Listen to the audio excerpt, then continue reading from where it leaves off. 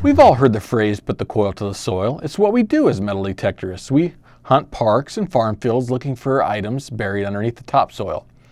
But for two men in northern Minnesota, it's the water that hides the treasure. Jim Kachiever and Alan Carpenter are the Minnesota Beach Boys. They hunt Minnesota's 10,000 lakes looking for treasure that rivals that of the Gold Coast. I caught up with the Minnesota Beach Boys recently on a ring recovery to find out what makes them such a dynamic duo. For close to a decade, Jim Kachiever and Alan Carpenter have teamed up to reunite individuals with their prized possessions. You ready?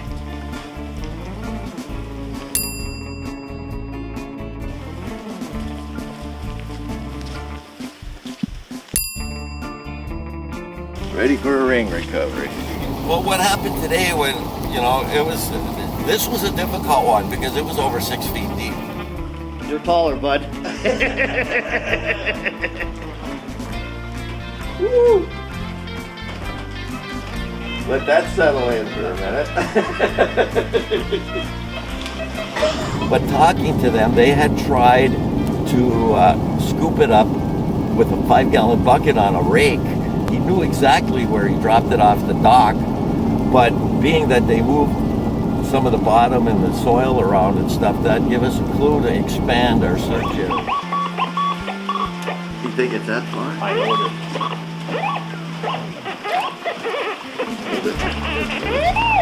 $75.82.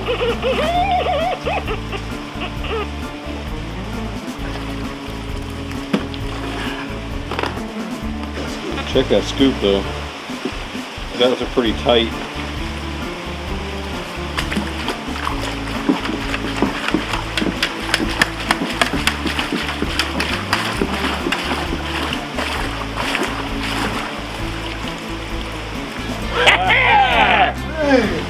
Never dinner, bud. Good job, bud. You feel really good when you can give something back and make something somebody happy, and you don't want anything for it. You just want them. We just want them to do good deeds for other people. See the smile on their face. It's truly a blessing when you have something like that. It really is. Karma always comes back to you. Yeah. Individuals always try to pay the Beach Boys, but they never take payments or rewards. They only ask for donations to be made to a children's hospital. So we'd like you to donate whatever you think is right to the Shriners Children's Hospital. Does that sound good? Yep. Good. Happy for you, bud.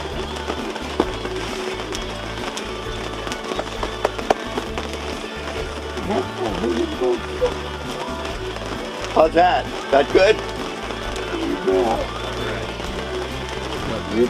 And that's exactly what Leslie did. Jim received this letter in the mail from the Shriners Hospital.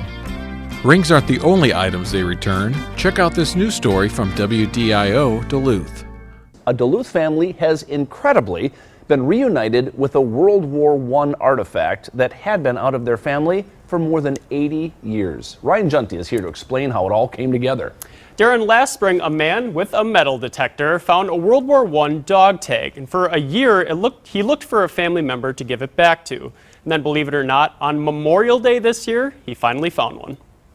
But I kept getting a good I thought it was silver, a silver tone. Alan Carpenter often looks for buried artifacts in Hibbing's Cobcook Park.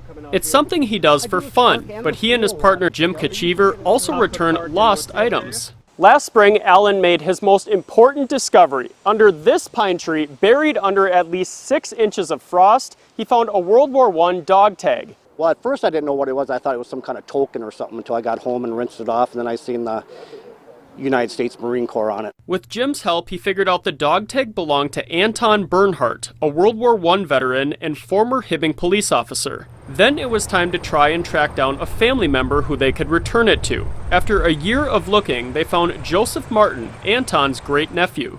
To find something like this after being lost for 80 years, that's just unbelievable. And on Monday afternoon at Maple Hill Cemetery, where Anton is buried, it gives me great honor to present you the flag of our country, which your great uncle so greatly served. Joseph was given an American flag with the dog tag on top. It means a lot to be able to return it to a family member that deserves it, you know. Anything found, you know, that's we find, you know, like if that ring has a name in it or something, we always return it to the owner. Wow. Makes you feel good. It's exceptional. This is probably one of the highlights of our metal detecting career. To this day, Joseph doesn't know why the dog tag was where it was, but it's something he and his family will always hold close to their hearts. This is really an amazing story and something that we'll all remember and something that we can really cherish, the flag and his dog tag. Wow. Now, Darren, Allen says this year he has found and returned 2 engagement rings. He says he and Jim, they'll look for anything that people lose for free. We'll have more info about that on our website. Sounds great, Ryan. Great story. Thank you, sir. When they're not making people's days, you'll find the guys hunting lakes all over Minnesota. The targets they find are amazing to say the least. Hundreds of rings and some memorable relics. My favorite thing is, I've probably got 2 of them. It's my copper spear points and my 1821 militia sword scabbard. For me, I found a World War II dog tag, and I did the research. The veteran had passed away, but I knew what his hometown was, so I looked in there and found a guy with the same last name and called him, and it was his cousin. And I made arrangements. I'm a veteran. The cousin was a veteran, and I made arrangements. I met him, and I returned the dog tag to him, and he thought that the guy's sister was still alive. He was going to try and get it to the sister. And what happened was the guy's daughter was actually alive, and he returned it to the daughter. And about 3 weeks later, I got a letter in the mail from the daughter just thanking me how happy she was to get that and that somebody would do such a nice thing. And she said she was going to put it in his burial flag display. So that was pretty touching, being a veteran myself. So Al Carpenter's at it again. Mr. Lucky, 87. Let's see how lucky he is this time. He beats me at everything. Except gold. No, come on. Another ring. Look at that. Oh, it's a spinner.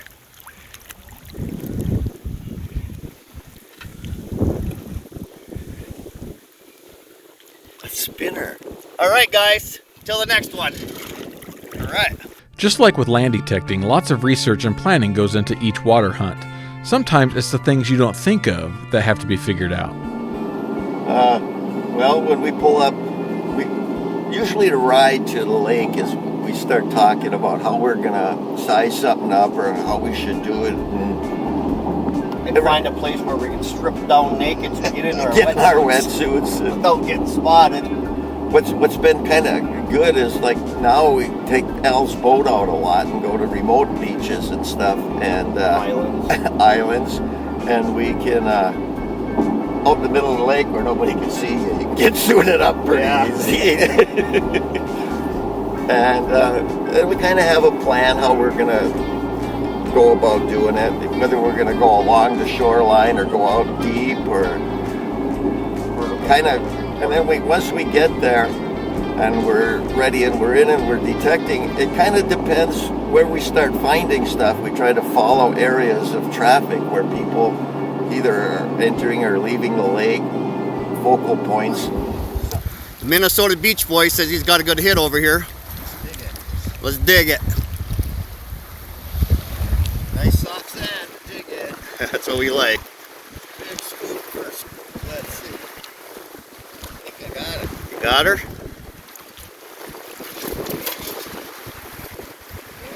Couple rocks. Coin? Ooh, I see it. I see it. All right, Jimmy. Looks like it's probably silver with an opal. Turn it sideways so I can see that. There you go. Look at that. All right. Awesome. All right, Jim. Once they find those high traffic areas, people are surprised to learn that they use XP products. Most people don't think of the Deus or the ORX as water machines, and this works to their advantage. I think that Deus and ORX are great water machines. You just got to make sure you're waterproofing them correctly and make sure. I check mine periodically all the while I'm using it to make sure the bag's not leaking or anything, but I've never had a problem with it that way. Well, never gotten a drop of water in them. No? And we've did a lot of other beaches with other metal detectors through the years, and we went back to them, and I mean, it's like a brand new beach now, digging deeper stuff, picking smaller jewelry up with the XPs. Yeah. It's a great machine.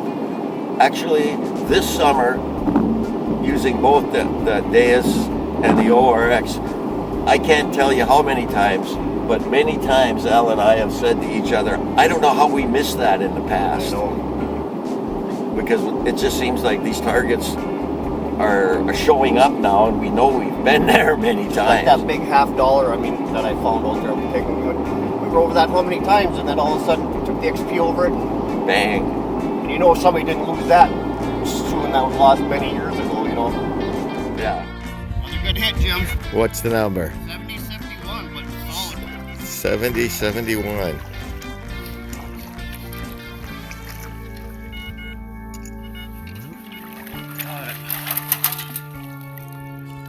Holy cow. You ain't gonna believe this. What?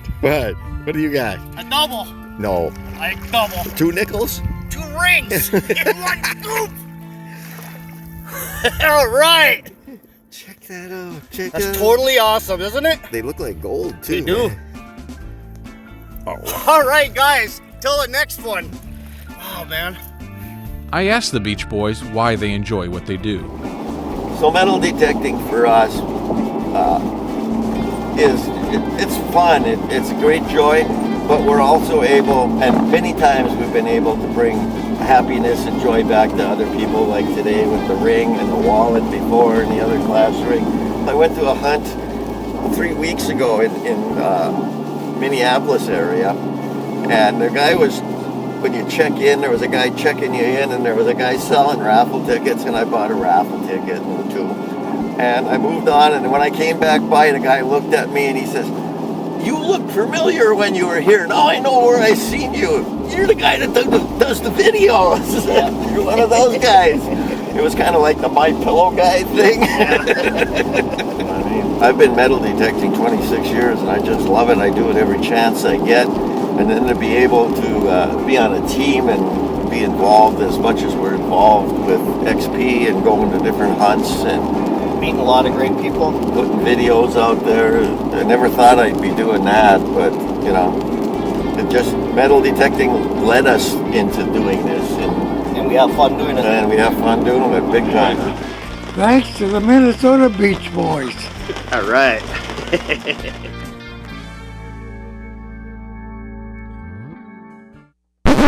we go again. Jim's got another good hit. 91. 91. Sounds like silver to me. Pretty shallow or deep? I think it's kind of deep. We'll go for it deep.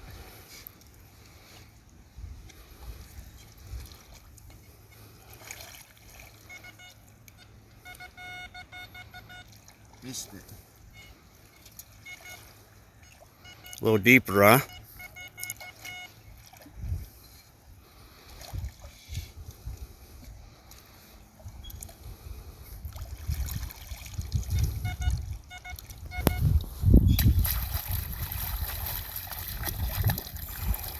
I'm struggling.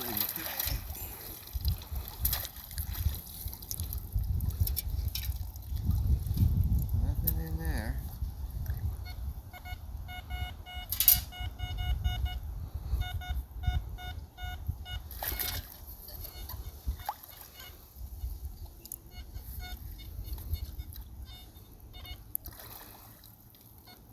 Sounds like you got her that time. Ring? Coin. Coin.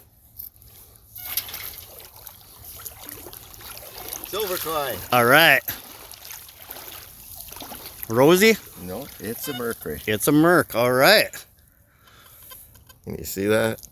Here, how's that? I All right. All the trouble I have, I don't want to drop it back in. Good job, Jim. 91-92. You know, he's got 91, 92. He ran off with my ORX. You're not getting it back. He won't give it back to me. Got her. And he's got it. And he knows I can't swim, so he's going to go deep. I know it. You're not getting it back. Another ring. Okay, stay your distance. Let's see this. An old silver ring. Oh, that looks pretty good. Got a little stone in it. All right, guys, till the next one. I better give Jim back the ORX right now. Otherwise, you won't hear the end of it. You better, or you're not getting in the boat. I'm taking your boat. Jim's calling me over here. What kind of number you got?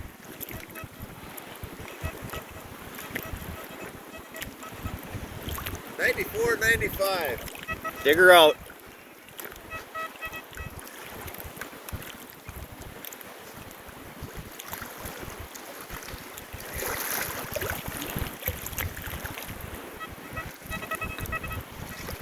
Did I get it? Didn't get it. A little deeper.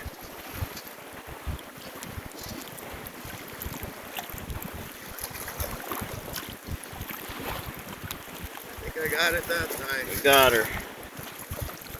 No, I didn't. Where'd it go? Still deeper.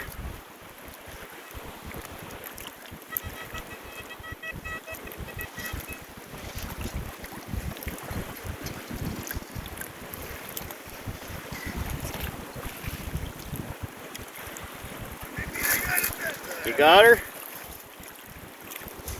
What is it? I don't know. Ring? No. Ooh, a big coin. What is that, baby? Let's see Some it. kind of foreign coin. It says 1 penny on it. Wow, Huge. that's cool. Ring it Flip up her on at- the other side. Bring it up at 95. It's got some English head on it or something. Awesome. There we go. All right, about the size of a 50-cent piece. Yeah. All right, Jim, till the next one. Al's got a hit. He's calling me over. He said it's like a 77. 57.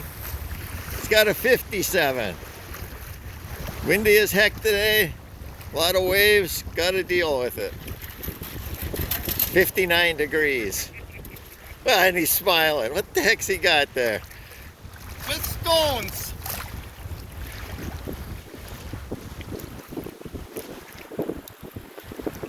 That looks, right. That looks pretty nice. It does. All right, guys, till the next one.